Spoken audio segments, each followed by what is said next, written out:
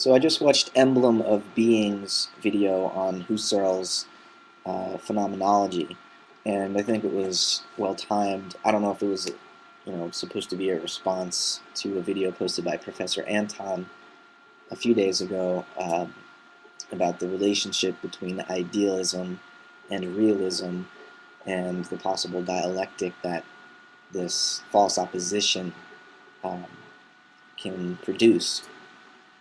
And Emblem of Being, John, was reading an article from an encyclopedia on phenomenology written by Husserl, and then gave a little commentary on it. In the article, Husserl wrote about um, the basically the superiority of a transcendental or a phenomenological um, attitude towards reality, and that this attitude is founded upon the identity that the subject, the thinking, experiencing subject has or finds or creates with itself. The transcendental subject can have itself as its own object, and the identity produced by this recognition is the absolute. And from this basis, the entire phenomenological account of experience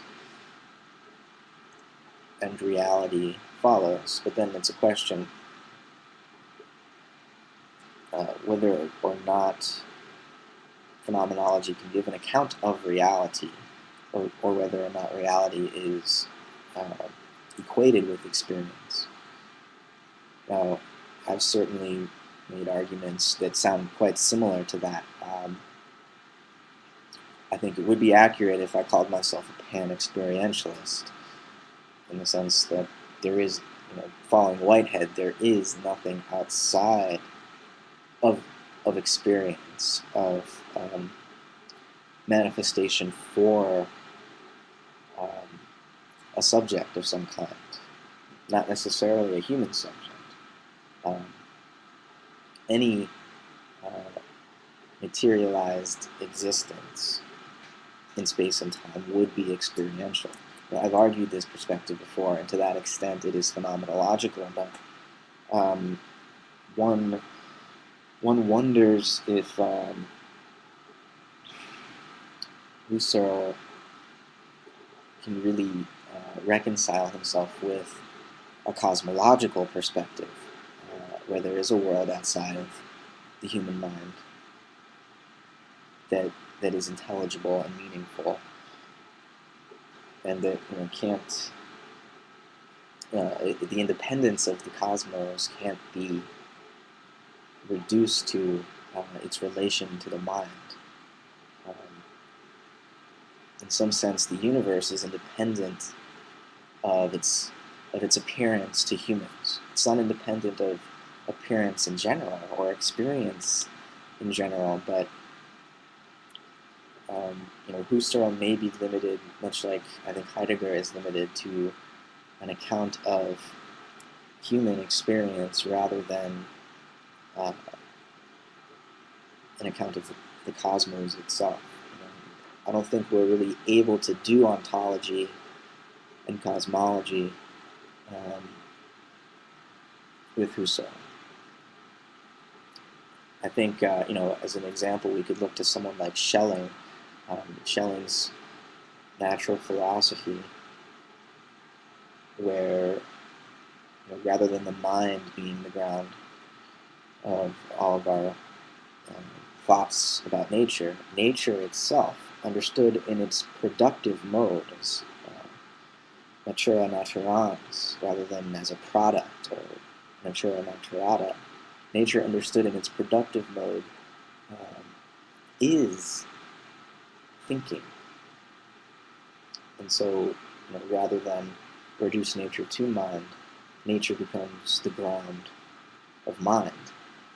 And so, in a sense, Schelling has a sort of geocentric philosophy, as sort of a response to Kant's Copernican revolution in philosophy, where Schelling is still a transcendental thinker, but for him, the earth provides the transcendental conditions which make possible our human conceptions of it.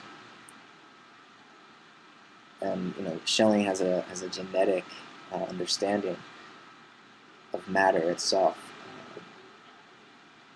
So for him, the entire universe is a process of becoming that participates in the realization of ideas. And he sort of draws from Plato's Timaeus to give this account.